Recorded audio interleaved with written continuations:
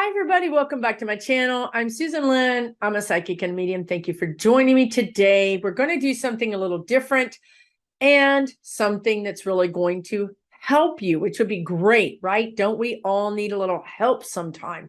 Well, here's what we're going to do.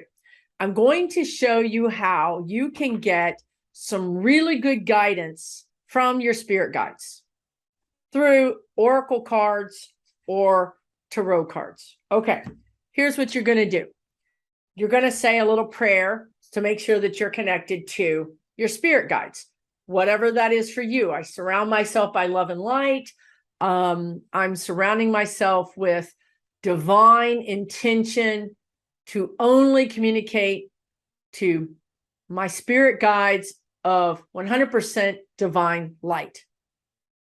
So it is. Okay. Whatever that is for you, do that now. Here's what we're going to do. We're going to ask a question, and the question is, what am I resisting? What am I resisting? Ooh, interesting, right? Now, I don't really want you to do an entire Celtic cross or a big, huge spread on this. I want you to keep it simple. I really do. Just try it once and let me know how it works. Pull one card. So you're going to shuffle. Right? You're going to shuffle your cards and you're going to ask that question. What am I resisting? Show me what I'm resisting. You don't have to say anything else. Just say what I'm resisting. I feel like this is like a magnet. It's going to pull exactly the thing that you need to know about right to this magnet, which will be the card. So in my case, just so that I can show you how this is done, I'm using the Wisdom of the Oracle by Colette Baron Reed. And the card that I pulled was breathe. So breathe. So you think, okay, well, how am I resisting breathe? How am I resisting this, right? So you can look at this card and you can see that she's pretty much, having, meditating or doing something that is peaceful, right? So you pull out the book. Now, might I add, you could journal this, which would be really awesome. You pull out the book, and the first thing it says is patience, waiting, going slowly, wellness, meditation, and trust. So Spirit is telling me that I'm resisting patience. I'm resisting going slowly. I'm resisting meditating. I'm resisting trusting. So that means that I'm doing all the opposite, right? That I'm trying to go fast, that I'm not trusting, that I'm not meditating, that, I don't have patience. Well, they're correct on all fronts. Okay. So if you're asking what you're resisting is, and you read the card, the opposite is what you're doing because you're resisting what the card represents. Now, what we're going to do is we're going to pull another card. Now you can pull a card from a different deck, and you can use tarot if you want. Again, I would just suggest for this that you just pull one card. Now for my second card, I'm going to ask them, what will I get if I stop resisting whatever I pulled in the first card? What am I going to get? What's in it for me? If I really learn to meditate and have patience and trust right now, what am I going to get? Well, for my second card, I used this deck, which is Eliqui. And I got this card, which is She Who Emerges.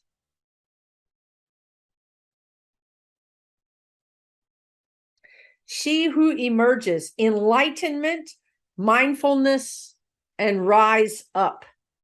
Now, can you make this stuff up? The card I got was breathe. And of course, you would think what I'm going to get is enlightenment. So am I resisting enlightenment?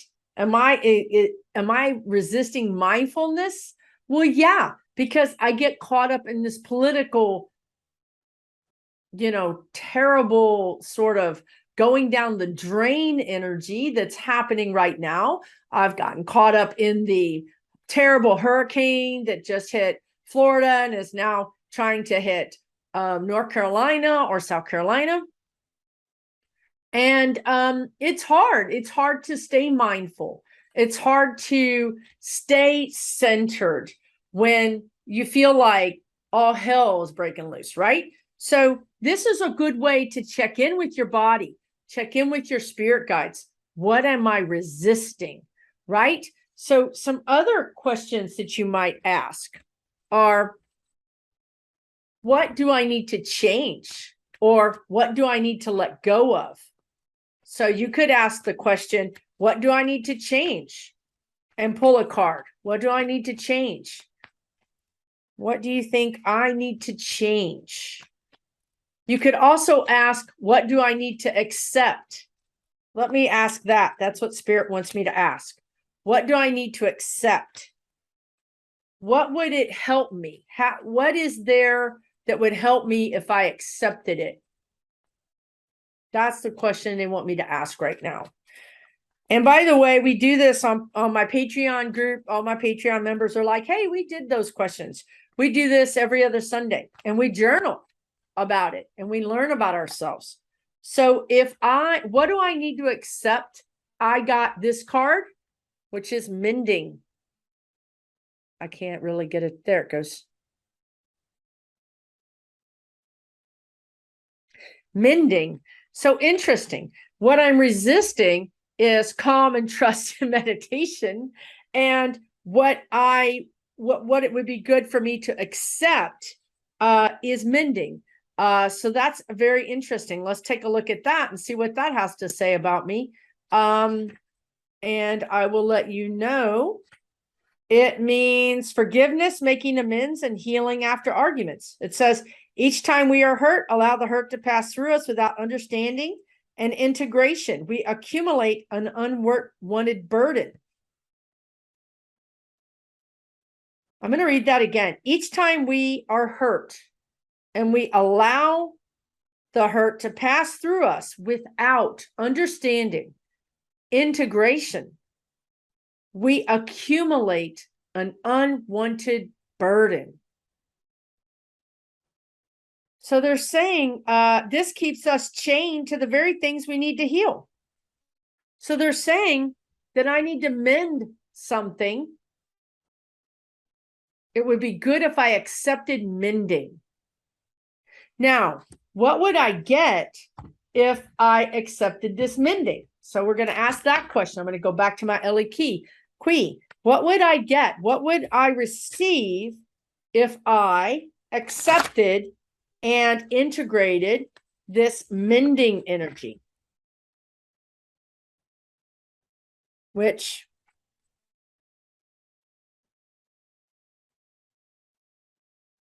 the only thing I can think of that I need to mend and accept and integrate is my very unhealthy feelings towards 45.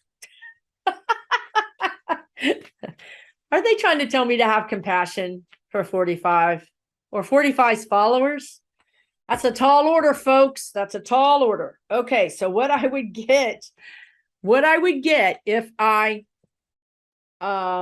integrated or accepted mending, I would get she who persists, which is perspective, defiant, and persistent. So I would get this.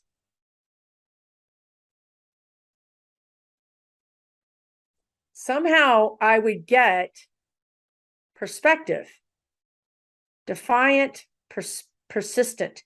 So there's 3 different words here. You get to decide which of these words makes sense for you. Perspective, defiant, and persistent are different words. They have different meanings. It's not like they gave you 3 words that all mean the same thing. So for me, I feel like what they're asking me to get is perspective. because being defiant of the mending is what I was doing. Persistence, I think they're telling me, have perspective. I'll get perspective on the situation. Maybe I'll have a new perspective on these cult people, and I'll have compassion for them. I mean, miracles can happen, right? I mean, miracles have happened. It can happen. I'm growing. I mean, the very fact that I'm pulling these cards and I'm willing to ask myself these hard questions means that I've opened the door to growth. It means I'm willing to know the answers. It means I'm willing to grow. So even if you pull the cards and you do nothing, you've still cracked the door open to growth. You're still going to get a benefit. It's going to work subconsciously. Now, of course, you can take these cards and you can take this message, you can journal, and you can say, okay, Spirit is telling me that I've been resisting being at peace, trusting that everything is going to work out. And what would I like to do about that? Well, okay, I feel like I would benefit from X, Y, and Z. Take a walk, have more joy in my life, spend less time watching the news, do things that are fun. So now I've taken their suggestion, their guidance, and I've said, okay, I'm going to work on this in my life in these ways. And what did they say that I would get if I did that? They said that I would get basically enlightenment. It would benefit me. So in this way, for the thing that I need to integrate or accept, forgiveness, mending of my sometimes really bad thoughts towards certain political people. And what am I going to get? I'm going to get perspective so that I can journal about that. And I can have a breakthrough. I can literally break through a judgment. Maybe I have a judgment about these people. And maybe I think, okay, let me write down, if I change my perspective on them and I see them as these kind of broken people that don't want to have perspective, that really, they're really motivated by fear. And they're very afraid. They're afraid of losing their power. They're afraid of other people that don't look like them. They're afraid of losing their way of life, their privilege. Can I have compassion for that? Can I see that in a new perspective? Can I now just see them as little, scared people instead of these big, ugly, bad, negative people? Does that help me? Does that make my heart feel better? To think of them as scared little children that never grew up, that never learned how to share their toys, that never learned how to hold everybody's hand and sing Kumbaya. Maybe I have compassion for them because they don't know what it's like to experience the beauty of friendship or knowing someone from a different race or culture. I feel kind of sorry for them that they live in this box that nothing that doesn't look like them can come into. That's a sad existence in my perspective. I love learning about other cultures and other people. To me, that makes life more magical and more brilliant.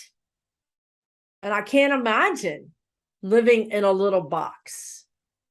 And I do feel compassion for them, for their very short-sighted views and their short-sighted lives.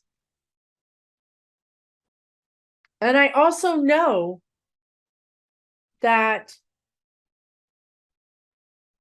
those of us that are ready to grow, that are ready to use the cards or talk to our guides or whatever that is, even just honestly go out and talk to people that don't look like you and find out what's going on with them.